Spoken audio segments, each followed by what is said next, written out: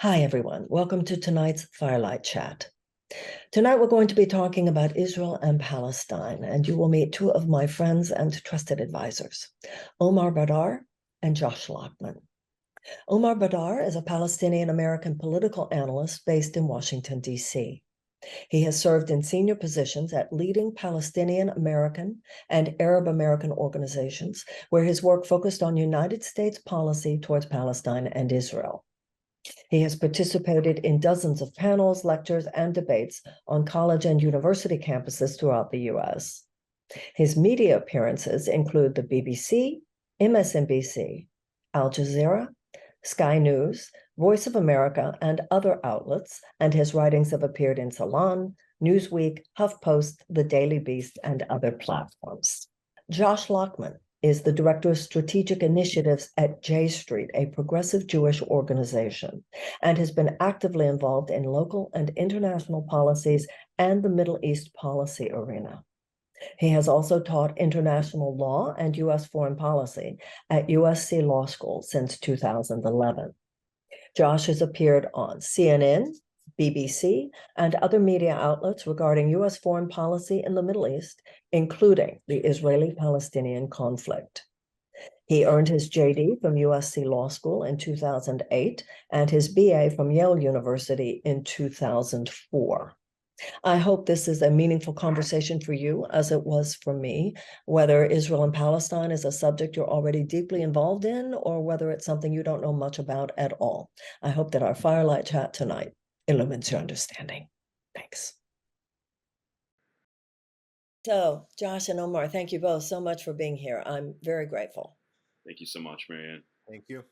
So we want to take as deep a dive as possible into the situation in the Middle East, the Israelis, the Palestinians, and particularly what should be the role of the United States, and obviously here, for obvious reasons, the role of the American presidency. So, Omar, if we could start with you, give us a little overview. How did this all happen? How did we get to where we are? What do you see as the historical context? And how do you think we get out of this malaise right now? Sure. Marianne, let me start by just actually saying how exceptional this conversation is. I think there are a lot of people who decide to run for president or get engaged in American politics in which this issue is kind of radioactive and they dance around it. And what we end up hearing is either empty platitudes about peace or pandering, pro-Israel pandering, or people who just won't touch it entirely. And the fact that you are willing to have a deep and honest conversation about this, I think, is really refreshing and something that we don't see very often in American politics. And so I just wanted to express my appreciation to you for that. Thank you. In terms of the situation, obviously the history is long, and we could spend a lot of time talking into it, but I think I can try to boil it down as simply as possible by saying that the fundamental problem is the idea of establishing a Jewish state on land that was already inhabited by Palestinians. And the problem was that there was this mythology, of course, perfectly understandably coming out of the Holocaust, this idea of a safe harbor for the Jewish people, a place where they can have a nation of their own. In principle, there is absolutely no objection to that whatsoever. The problem is, if you decide to do that on land where people already live, there's obviously a problem, because if you're going to establish a Jewish state where Jews are not a majority, that obviously is going to entail some displacement at minimum. And if the people who live in that land do not consent to it, then that's obviously going to lead to a problem. And that, I think, is where the root of the problem really was and where it started from. It started with the establishment of Israel at the expense of Palestinians who were driven out of their homes by the hundreds of thousands, hundreds of towns and villages that were destroyed in the process of creating Israel. But things have morphed substantially since, in that when we're looking at kind of the political deadlock that exists today, it has departed from that origin a little bit. There's a lot of talk about what a compromise would look like, how to basically have the aspirations of both Palestinians and Israelis coexist in some fashion. And the problem since has been the complete unwillingness of the Israeli government to come to any compromise with Palestinians that would be workable, that would recognize basic Palestinian human rights, in which Palestinians have the right to live in the same dignity and freedom that Israelis enjoy. There are many different political configurations that could take, but Simply, the Israeli government seems to be objecting to all of them at this point. They don't want to have a single state in which every Israeli and every Palestinian can live in equality, because that would undermine the idea of a Jewish state. And they also don't want to have a two-state solution in which Palestinians live on an independent Palestinian state, because Israel seeks to hold on and control a lot of the territory that a viable Palestinian state would actually exist on. And that, I think, is really the fundamental problem, and I'm sure we can go over some details of it. But it is a lack of recognition of the basic rights of Palestinians and the idea that they are equal human beings who are entitled to the same freedoms that Israelis are entitled to. And as long as that is the Israeli government's attitude, I think we're stuck in a pretty rough quagmire that is going to require a lot of external pressure on Israel to get them to budge and behave differently, so that we take Palestinian rights seriously and we can start looking at a real political solution to this mess that we're in. Okay, Josh, what's your perspective, and particularly what's your perspective on how Omar described the beginning of the problem, the state of Israel, the establishment? How do you see the situation? Thanks, Marianne. Just want to first echo what Omar said. I'm so grateful for you for hosting this important discussion, and obviously in your campaign, focusing on key crises and conflicts, whether here at home or abroad, that have historically and currently been marginalized and not given the attention and focus they deserve. And there's no better place to start, frankly, than the Israeli-Palestinian conflict. Um, you know, Omar and I may disagree on a few things in this conversation, but he and I are fully aligned that the status quo and management of this conflict will not suffice. It's doing active harm to the Palestinian people living in under occupation in the West Bank and East Jerusalem, or under punishing terrible blockade in Gaza. It's harming the people of Israel and the ability for Israel to have a secure democracy. And it's ultimately a conflict in which we're seeing international norms being violated on a daily basis. It's imperative for the United States to act more muscularly and to move away from a status quo management approach, which, as Omar said, 75 years ago this year, the State of Israel was founded. On that same day of Independence Day, the Palestinian people commemorate the Nakba, which was a horrifying day for the loss of their land. There are tremendous opportunities to address and right historical wrongs that took place then, that took place since, and are obviously taking place in real time in front of us, with the day in, day out abuses and violations of human rights that the occupation includes ultimately for these people.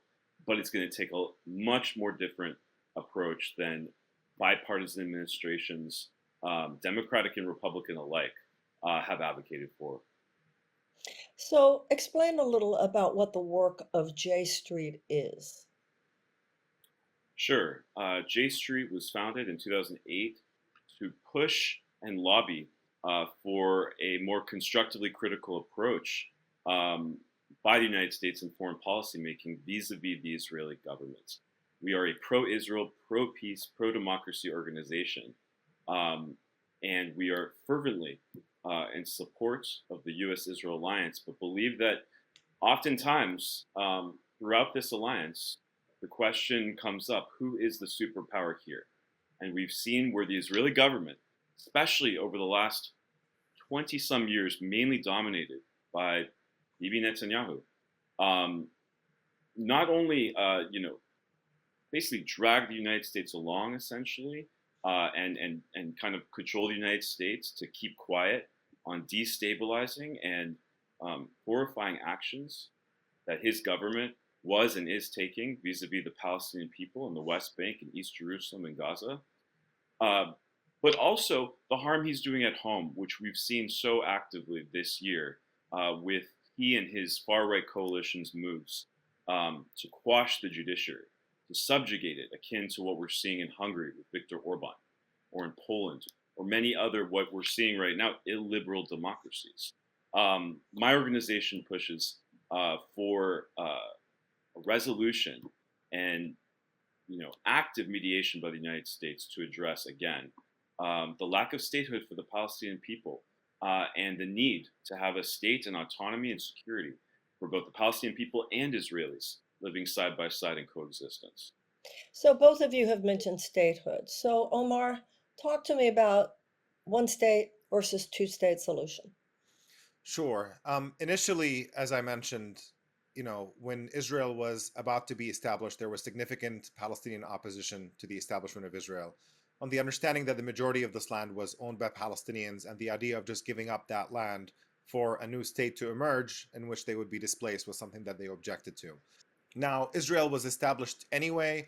Palestinians rebelled against it. Neighboring Arab states intervened militarily to try to prevent a Jewish state from existing, but Israel succeeded in defeating all of them and established itself on quite a bit more of the land than that was initially given to it by the UN. Instead of taking over just 55%, they ended up taking over about 78% of the land, leaving only the West Bank, Gaza, and East Jerusalem uncontrolled, and those made up 22% of historic.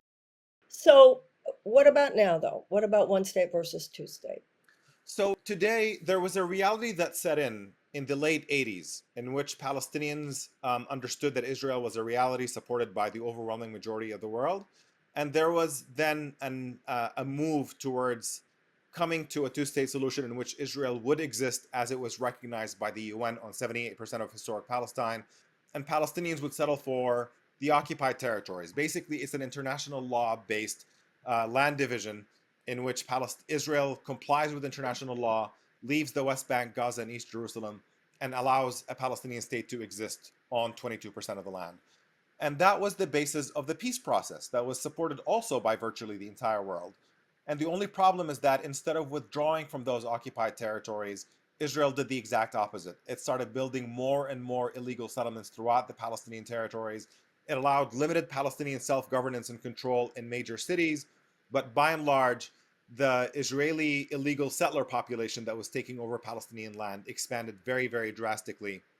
It went from being just about 100,000 in the beginning of the peace process to now being nearly 750,000 Israelis living in the occupied Palestinian territories and building major Israeli cities throughout the Palestinian territories. So we've created a reality in which the prospect of viable Palestinian independence in the Palestinian territories became significantly more difficult.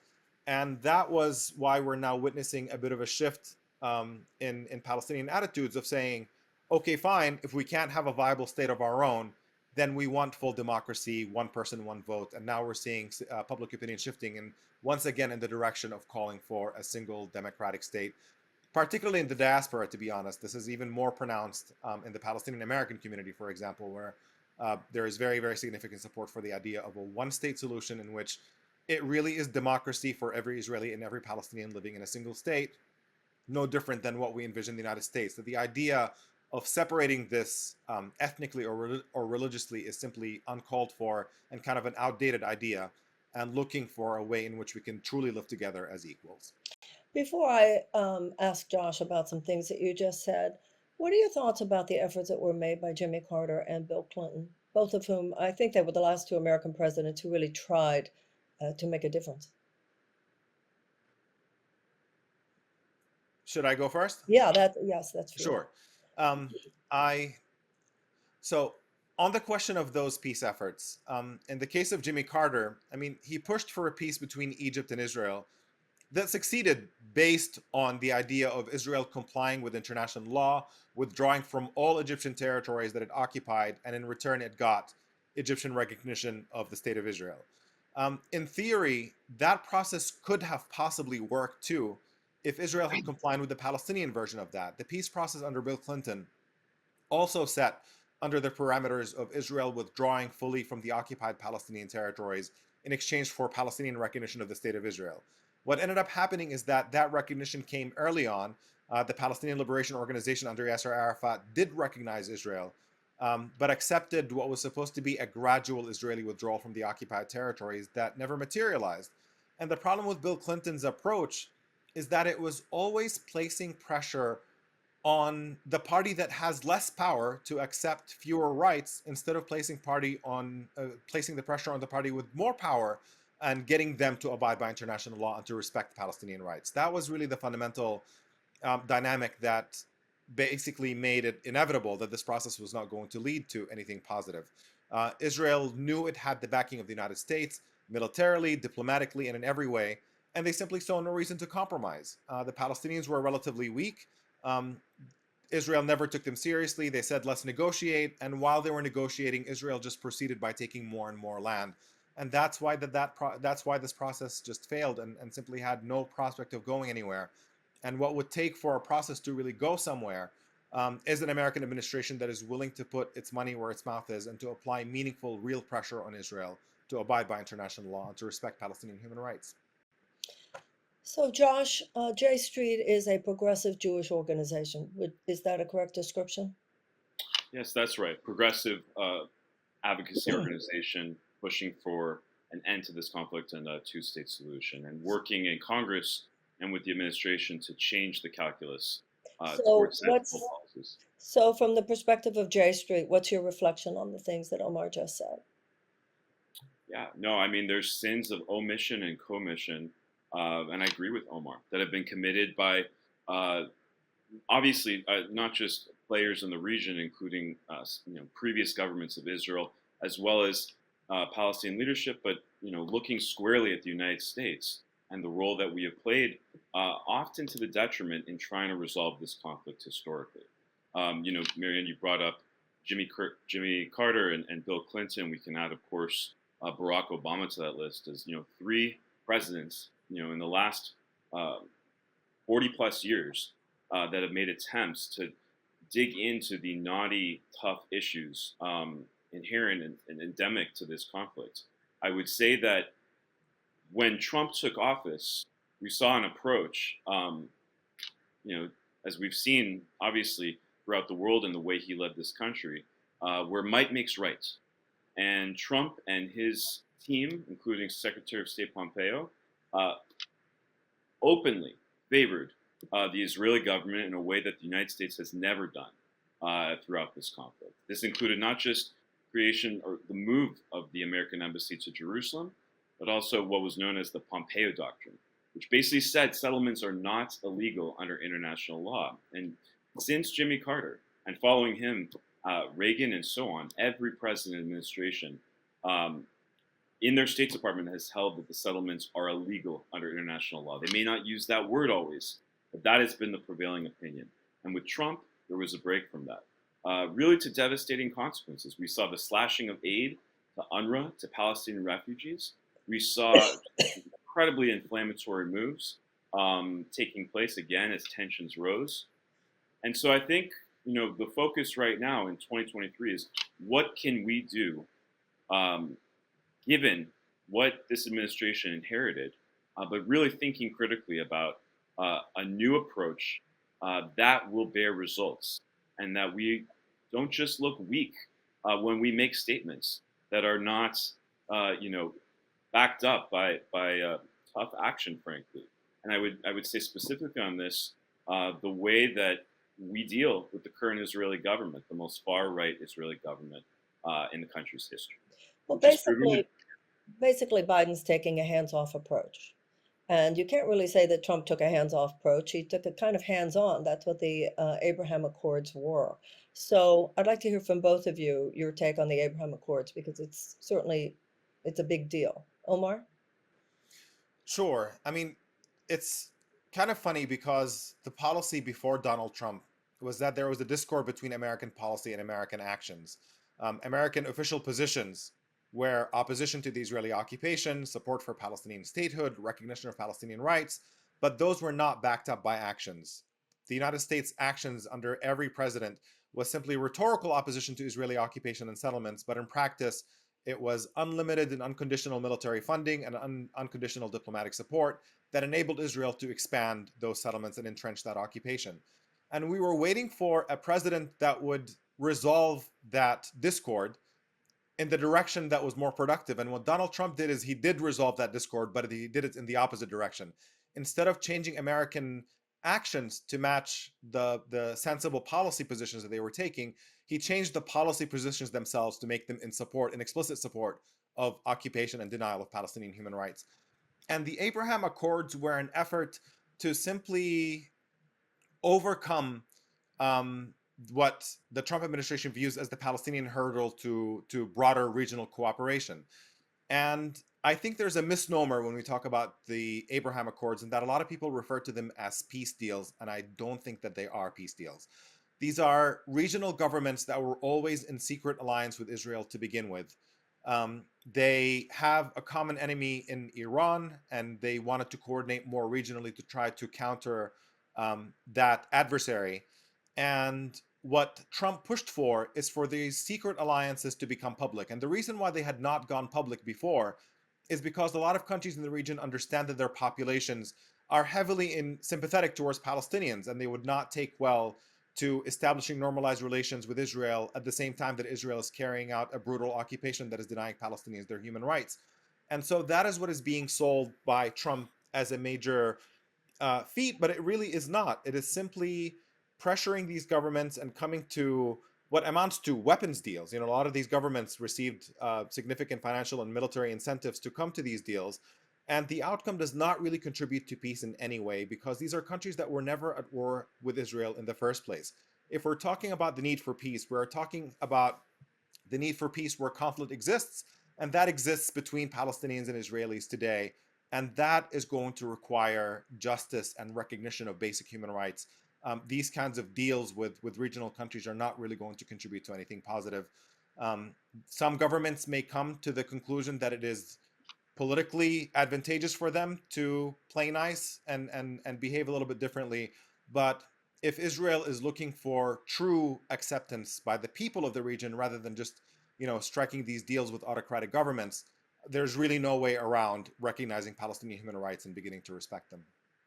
Several years ago, the Arab League had come up with a plan, and that plan at the time seemed like a big deal. I never understood why it didn't get more support. Josh, talk to Arab me Peace about the Initiative. The Arab Peace Initiative. Yeah, no, first, Omar, I agree completely with your assessment here. I think there's two things to unpack. Where we are now in 2023 versus 20 years ago, when late Saudi King Abdullah brought forward this Arab Peace Initiative, which was primarily anchored on normalization between Israel and the Arab world, only if there were already an establishment of a Palestinian state with full autonomy, borders, security, etc. We've seen a cart before horse process take place. Yes, it's fantastic that there's a reduction in any kind of conflict or normalization, if you will, between Israel and its erstwhile enemies. But that being said, has the Abraham Accords provided essentially cover for Israel to continue doing what it's doing? It appears so. When these agreements were announced, right before, the Emirates made kind of a big splash about this, but essentially telegraphed to the Israelis it's annexation or normalization. And the Israelis, purportedly stated they would not have de jure annexation by law. But what we at JStreet, and what, Omar, I'm curious to hear your take, is we have seen creeping annexation, de facto annexation, taking place throughout the West Bank, really for the last 2 decades. It's only gotten worse. In fact, right now, with Bibi's new ally in his government, Bezalel Smotrich, becoming this civilian governor, essentially, of the West Bank, it's possible we're moving toward de jure annexation, toward controlling those people from civilian leadership, which would completely violate international law and international norms. So I think this, The argument, of course, that some would make is that with the Abraham Accords, if there is the Palestinian acknowledgement and acquiescence to this, and that there is such tremendous economic recovery that is granted to them within their territories and so forth. So many Americans are upset about the things that both of you have described, and there's a lot of talk about the $3.8 billion that goes from the United States to Israel every year, according to a memorandum of understanding, legally so until 2028. But you were talking to me one day, Josh, about what the United States can demand in terms of the use of that money. I want to hear from you about that. And then I want to turn to both of you and ask, what can the United States do? I know that you've mentioned several times, Josh, we need to have a different stance. We need to do something. And we've all acknowledged here that Biden is kind of like almost hands off. So I want to hear about that 3.8 billion, what we can demand in exchange for that money. And then I want to hear from both of you. What would you have a U.S. president do at this point?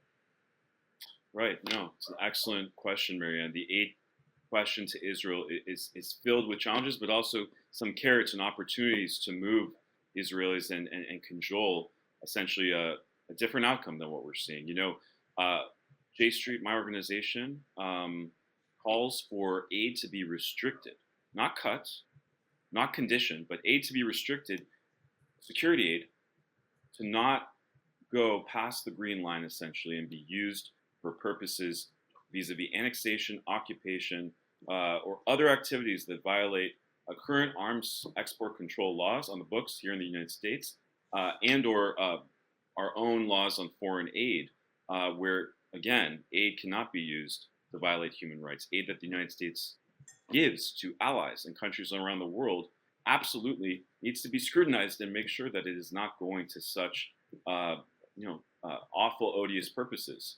In this case, it's clear that Israel is the recipient of, again, 38 billion over 10 years of aid, security aid from the United States, could very well be using that aid for purposes that violate human rights with regard to the occupation. So we need active monitoring and making sure that that aid is not being used in that way, and B, we need to, if aid is used that way, we need to call for investigations and make it clear that there needs to be a course correction here. We would do the same thing with any other ally, and we need to do it in this case with Israel.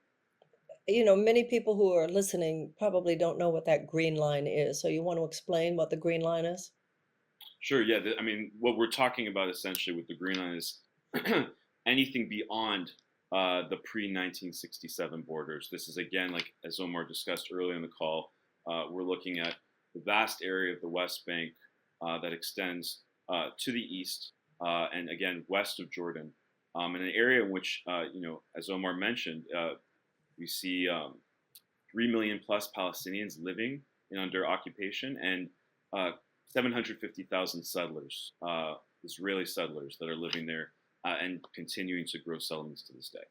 So you have described what American policy should be. And American policy should be that this money, and as you pointed out, we would say this any other ally theoretically, this money cannot be used for purposes that transgress against our values. And yet that's basically not happening, correct? Right. No, we are not seeing, we are seeing, Marianne, some active vocal calls for this from Congress. And I commend members of Congress that are doing this, especially at this critical moment when we're seeing Israeli settlers commit acts of violence while the Israeli military stands and lets them happen in the West Bank. Senator Chris Murphy of Connecticut has been a huge champion of this effort for transparency, for monitoring of U.S. aid to Israel and many of our allies, as we should.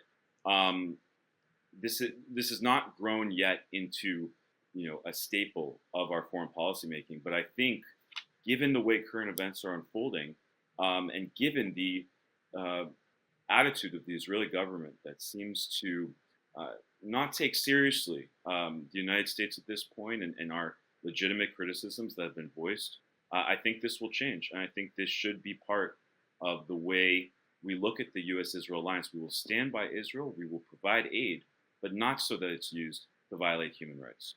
What did you think about the voice of Andy Levin in Congress? And I want to hear from both of you about that. I'll just say Andy Levin was a tremendous member. He championed the work that we do at JStreet and progressive causes around the country. We were proud to support him and stand with him in that tough election. But so well. He did the right thing. Well. Omar, what did you think of Andy Levin? So I think Andy Levin's voice would have been important, to be honest with you, 20 years ago, from my perspective, at a time in which we seem to be on the cusp of, where the two-state solution was still viable, and it was an important voice. And at this point, it felt, as of recent years, in my view, to be a little bit belated and a little too tepid for what the moment called for. But the fact that his criticism of Israeli policy was so tepid and AIPAC targeted him the way they did just tells you something about the way AIPAC operates and the complete totalitarian attitude that they have, that you can't deviate 1 inch from their positions, that it has to be complete and total support for anything the Israeli government does, or else you're considered to be an enemy of theirs and become a target. The way that he was targeted obviously was completely unfair and uncalled for, and just a bit absurd. But I think Josh said a lot of important things in the last couple of minutes that I just would like to tie together, if that's okay.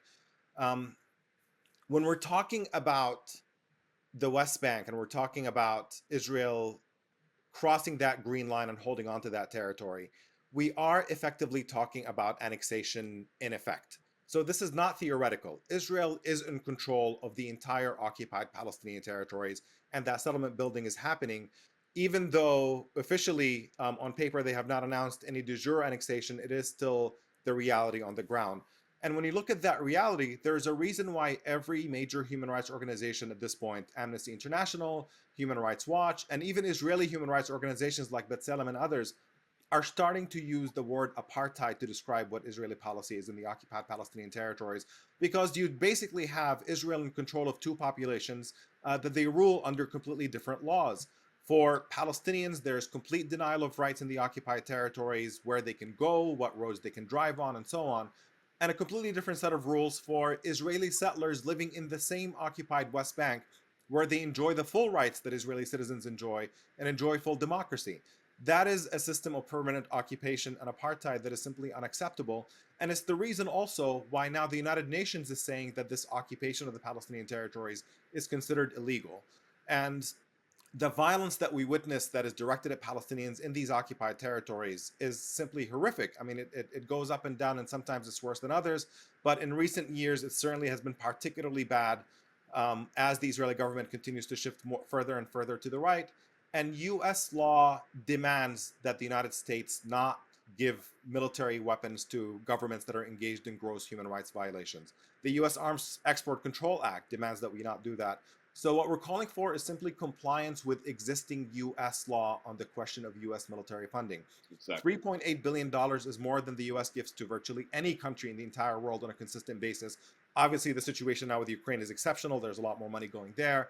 But just as a matter of just year after year, no country on the planet receives as much military funding from the U.S. as Israel does. And even looking at that comparison, in the case of Russia and Ukraine, the U.S. is sending money to Ukraine to resist Russian military occupation and invasion.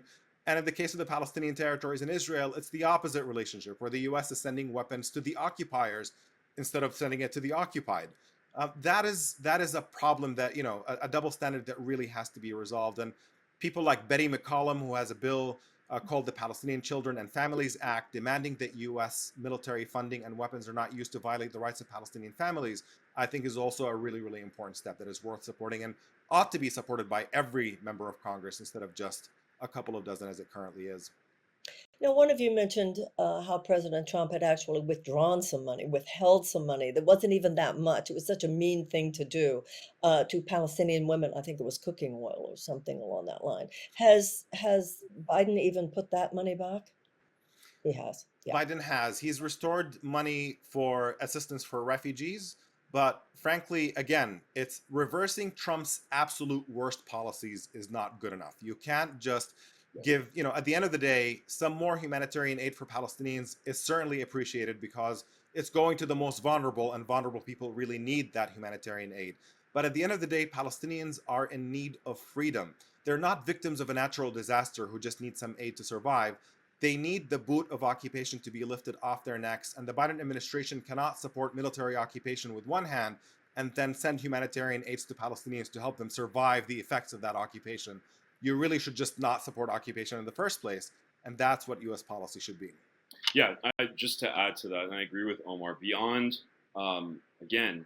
stronger actions to condemn the occupation, there's one vestige of the Trump administration. I mentioned this doctrine, the Pompeo doctrine, where settlements are now considered legal. Yeah. It's legal because we say so. That was very Trump. Exactly, and it might make basically against all international law. These settlements obviously are not legal. The occupation having continued as long is obviously not legal. Right, but that should be revoked. It has not yet been revoked, Marianne. And that is something It And Biden is absolutely. trying to idle and neutral, sort of, it seems. Um, what what would you have the American president do, Josh? Oh, well, first, absolutely state that settlements are illegal under international law. And the U.S. will, when appropriate and when it comes before international institutions such as the UN Security Council, if merited, um, not shield this government when it's committing terrible acts, whether it be the ongoing human rights abuses of the occupation, or as Omar mentioned, this movement, as we're seeing now, towards de jure annexation, essentially, and with the civilian control of the West Bank with Bibi's far-right ally, as I mentioned, Bezalel Smotrich. The second thing is it's within the executive branch power in the State and Defense Department to initiate investigations on where aid is used and potentially violating the laws that Omar and I discussed, the arms export control law, and again, foreign aid laws that prevent the United States from sending weaponry and military equipment to countries that violate human rights. That can be done immediately. So I assume whether the president has been a Democrat or a Republican, that they have not come anywhere close to the kinds of things that you've said,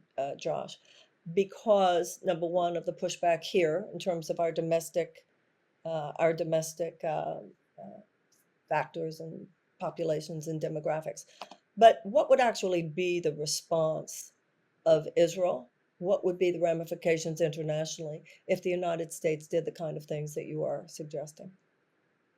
Well, we've never seen them take place, so I think they would be shocked and surprised, to say the least. I think that while this government, as the rhetoric from the Biden administration and Democratic members of Congress and progressive left, of course, picked up this spring with the Israeli government's inflammatory moves to quash the judiciary, I think they would really be concerned, and frankly, this could be an arena in which we could cajole different action by the Israeli government. In fact, that appropriate instances of violations of human rights emerged at the Security Council, and the United States, on the permanent five members of the Permanent Security Council, evinced a desire to let such a resolution move forward.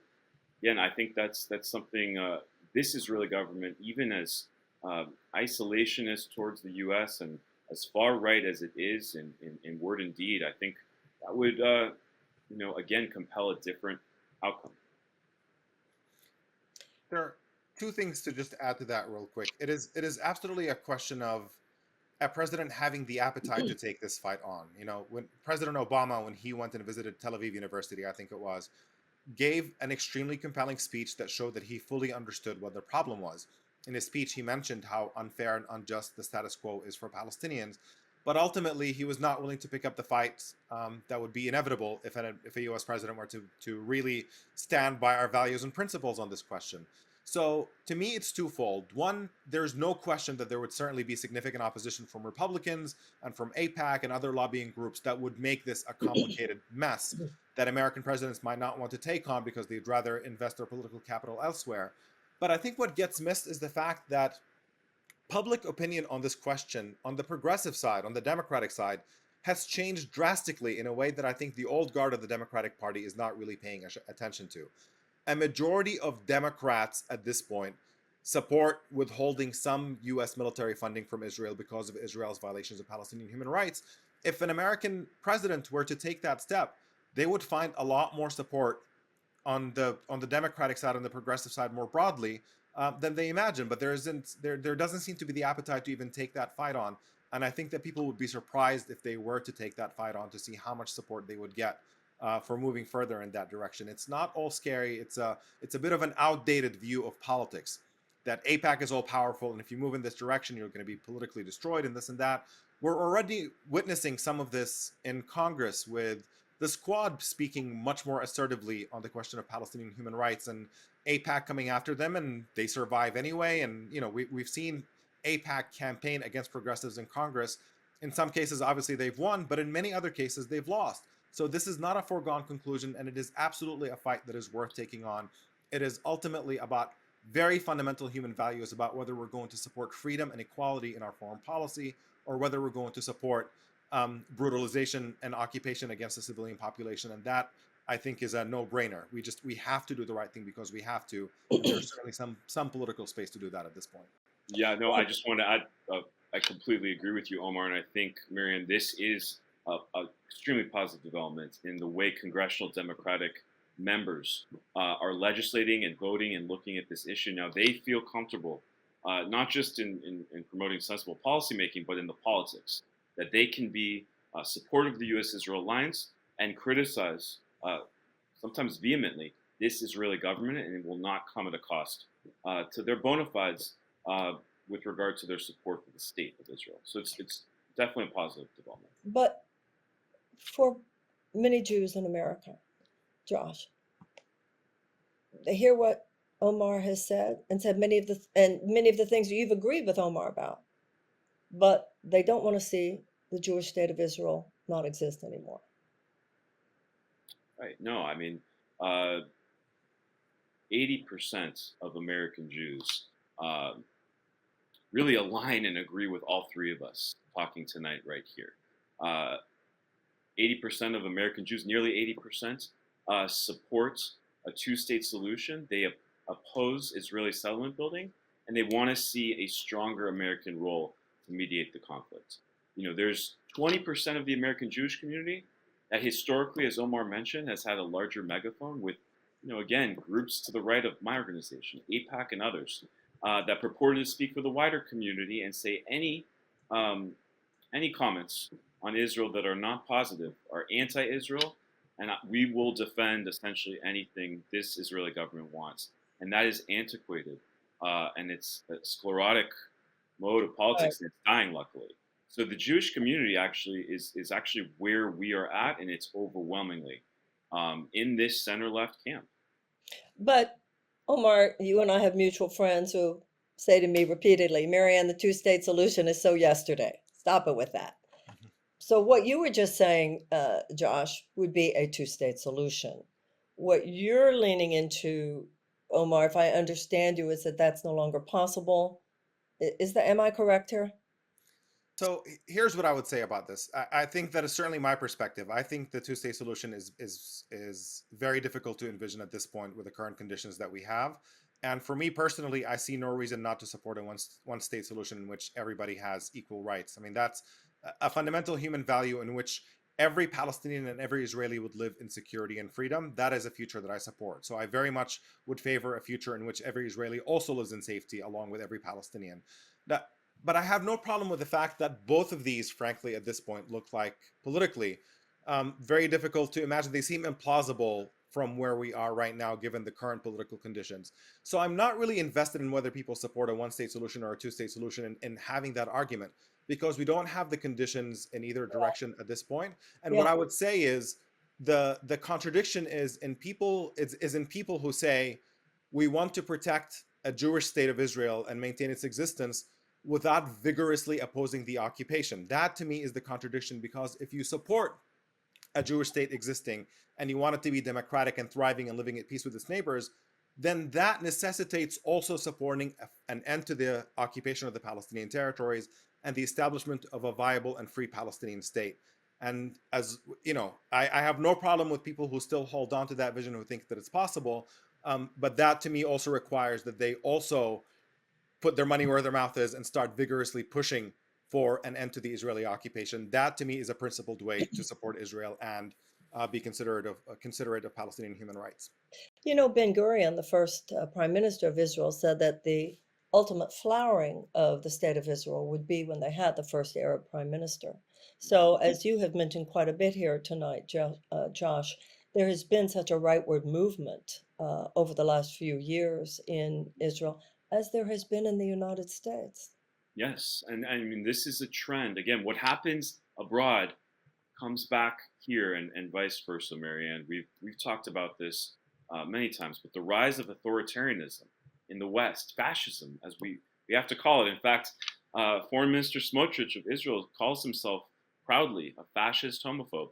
This trajectory, and anti-democratic with a small d forces rising here at home, throughout Europe, and in Israel, is, I think, the greatest challenge we face, aside from global climate change. It threatens so many interests and people, and historically and currently marginalized groups, be it obviously the rights of women, the rights of the LGBTQ community. The list goes on, and so we have to remember, there's a clear connection and nexus between what this Israeli government is doing vis-a-vis occupation and its desire to plunge Israel down a road that is not democratic anymore. That is essentially an authoritarian, light regime, if you will. And the two go hand in hand because Bibi and his allies want to see the judiciary quashed so that they can pursue and make legal what would be unconscionable and abominable and illegal in the West Bank, in East Jerusalem, and even in Israel, where 20% of the country is Arab Israeli and faces discrimination on a daily basis as well. So my question to you is, do you as a Jew believe that it is possible that there be the survival of a Jewish state of Israel and that all of the injustices that we have talked about here tonight be removed? Do you think that's possible? Yes, I firmly believe it. I firmly believe that we can have a state of Israel, a Jewish state that is secure and democratic at the same time. The two can coexist, living side by side an independent Palestinian state with mutually agreed upon borders, cooperation on key issues such as water, and again, lead to that outcome where we would see really like international acceptance of Israel that hasn't taken place, since, as Omar mentioned, the '67 war. I firmly believe it. Are the conditions here with Bibi in power and with Mahmoud Abbas, who has proved to be, an impotent leader, ailing leader, and one that is, again, trapped in the bureaucracy of the Palestinian Authority? No. But we can absolutely set the conditions for an outcome for two states and for two peoples. And I strongly believe that is in the future, or I wouldn't be working on these issues. Do you believe it's possible, Omar? It is theoretically possible, but one thing I want to draw attention to here that I think is really important is Marianne, the thing that you mentioned about kind of the trend towards right-wing fascism that we're seeing globally. There's one thing about that disturbs me a little bit more about what's happening in Israel compared to the United States, in that even though in the US we have the rise of Trumpism and a lot of fascist attitudes that are very dangerous and are a threat to the country and frankly to the entire world, there is a very significant source of hope in the fact that young people in the United States are far more progressive and things are trending generationally in a positive direction. Every generation, whenever young people are voting, better outcomes happen in elections. The trend in Israel, unfortunately, is moving in the opposite direction. It seems like younger people have much more right-wing and anti-Palestinian attitudes than the older generation, and that does not bode well for where things would go on their own. And this is where I think the necessity of American leadership and intervention it becomes much more significant. Because if the US were to simply withdraw entirely from this and to just leave the parties figure it out on their own, there is a very significant imbalance of power that means Palestinians will continue to be victimized. The United States, as the world's only superpower, as essentially the enabler of, as the sponsor of Israel, frankly, when we talk about this military aid and more critically, the diplomatic protection that the US offers. Just for context, the US used its veto at the UN Security Council more than 50 times to shield Israel from accountability at the United Nations. To put that in perspective, that's more vetoes than the ones cast by every other permanent member of the UN Security Council on every issue over the same period from the 1970s until today. That level of diplomatic protection is simply inexcusable and cannot continue. This is where American leadership can look a little bit different, where you allow international institutions to provide accountability without the US intervening to shield Israel from it. And Omar, there are many in the United Nations who say, why do we go on every single day about what Israel does wrong and completely ignore what other countries who do at least as bad all the time, and we never even talk about it here? I mean, that's true too. Yeah, I hear everything that you guys are saying, and I agree with you, but I also understand that there is uh, Sure. I'll say this, Marianne. I think there's a lot of people who feel like Israel is being unfairly targeted, and from a global perspective, whether it's disproportionate compared to what other countries are doing, that's a whole other conversation. For me, from a U.S. perspective, Israel is exceptional in terms of policy in that it is the biggest recipient of U.S. military funding, and it is carrying out the longest occupation in modern history.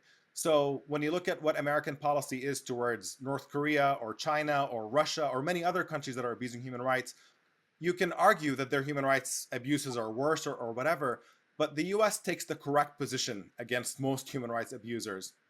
And when it comes to our allies, we have that double standard. And given that Israel is the biggest US ally, that's why, from my perspective, it does merit exceptional attention. People talk about this all the time. Well, what about Hamas firing rockets? What about this and what about that? And my answer always is, of course, Hamas firing rockets at civilian concentrations is morally wrong and reprehensible, and nobody should support it.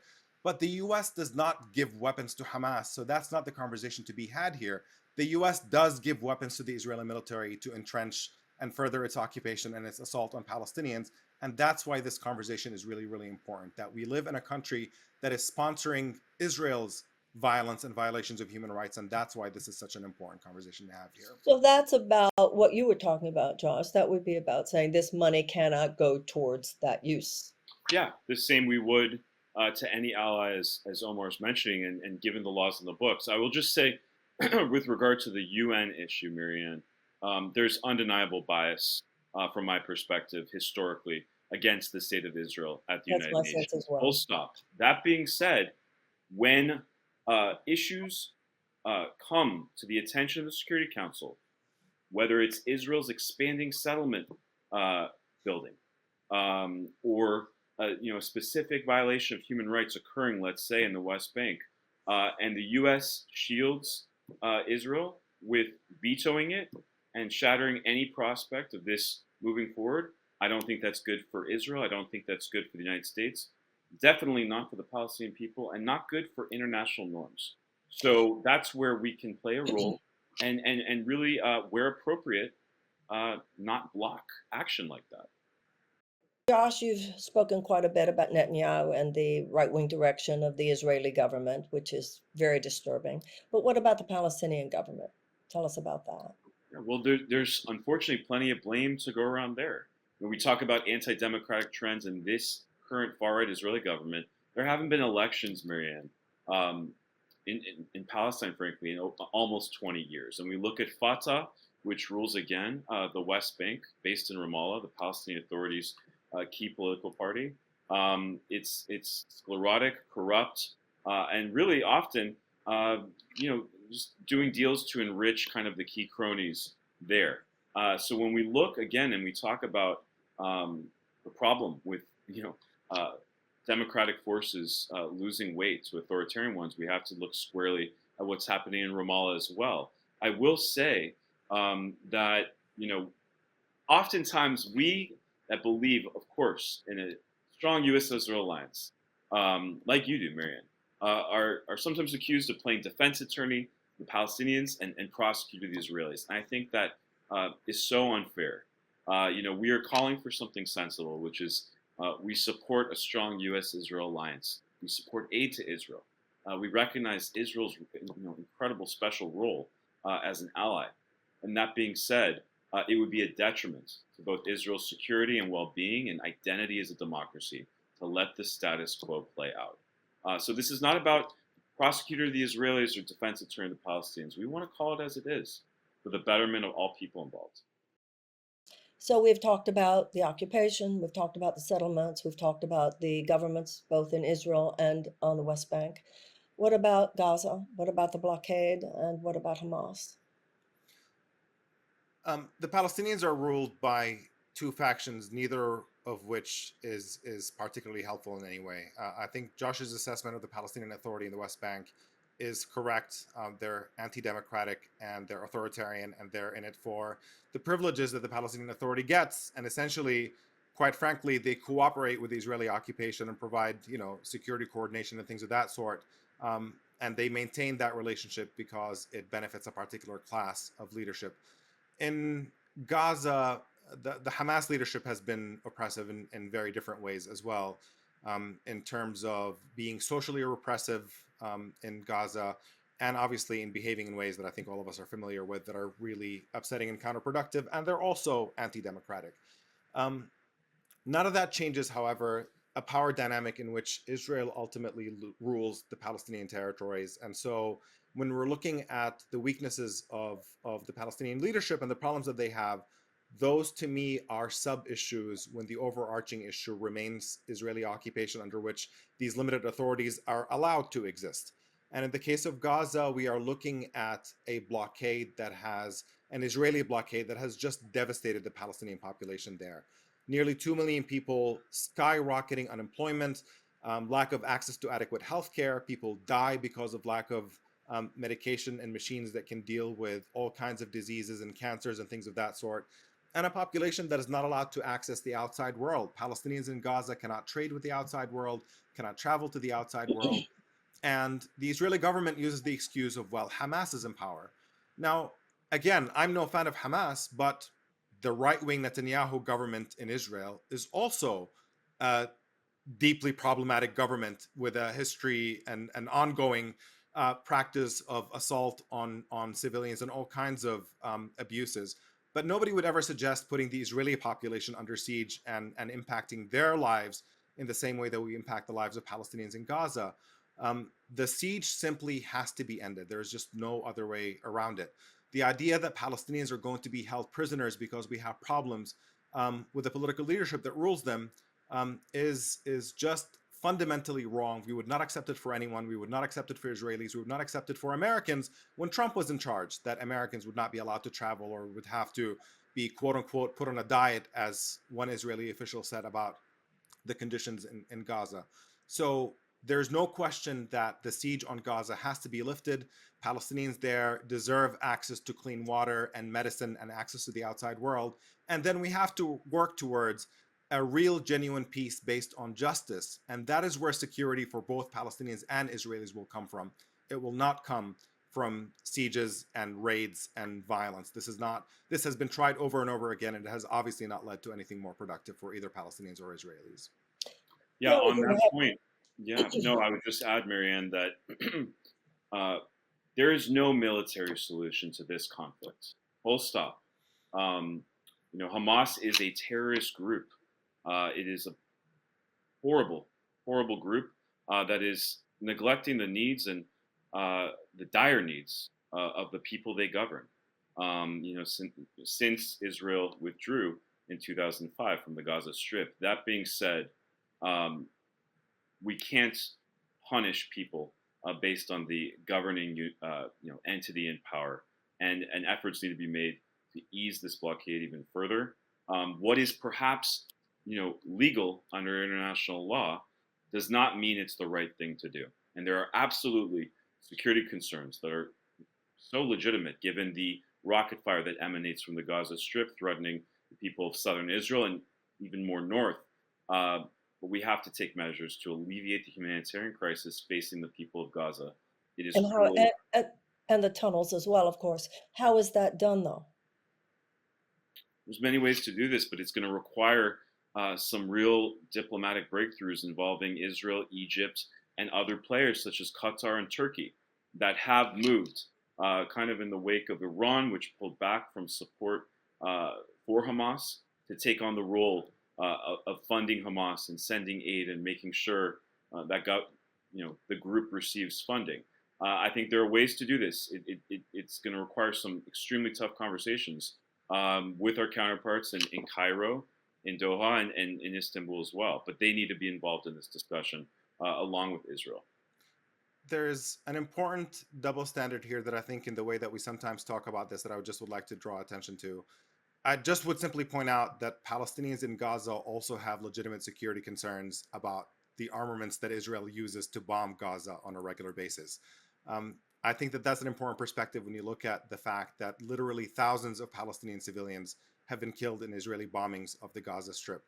And I would just extend that same logic to its natural conclusion of, if we're concerned about weapons coming into Gaza and what restrictions might apply to that, to just also be thinking about what Palestinian security concerns are and what that means for military weapons coming into the hands of the Israeli government, and how U.S. policy needs to shift on that question for the sake of Palestinian security, to start meaningfully thinking of Palestinian security in exactly the same terms that we think of about Israeli security.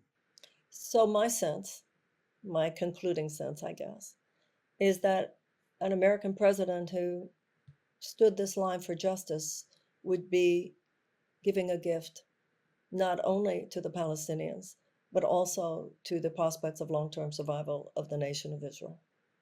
That is my sense. Would you say that I'm correct, Josh? Yes, 100%. I think that is the only way to navigate in a sensible and rational way this very complicated and traumatized landscape. I completely agree with that, Marianne. Well, I thank both of you very much. Do either of you have anything you'd like to say before we stop until the next time? Because I look forward to many such conversations with both of you. I just want to conclude, Marianne, with a sentiment along to what you just mentioned, in that the status quo harms Palestinians more in the short term, but it's absolutely harmful to Israelis as well in the long term. I mean, Israelis do suffer in the meantime as well. It may be disproportionate, but the suffering does exist on both sides. And a tilt in American policy and direction towards justice absolutely serves the interests of both Palestinians and Israelis in the long term. And it is absolutely critical that we move in that direction, both from a practical perspective and because it's more consistent with American values. Whether it's a corner of the United States or another part of the world where there is no justice, there will be no peace. Thank you. I appreciate your giving us this opportunity for people to have a more expanded and illumined understanding of what is going on there. And if I ever have the levers of power in my hand, you gentlemen and I will be talking much, much more regularly with all kinds of people, and hopefully make some beautiful changes. Thank you so Thank you so much. much, I Marianne. appreciate both of you Thank so you. much. Thank you.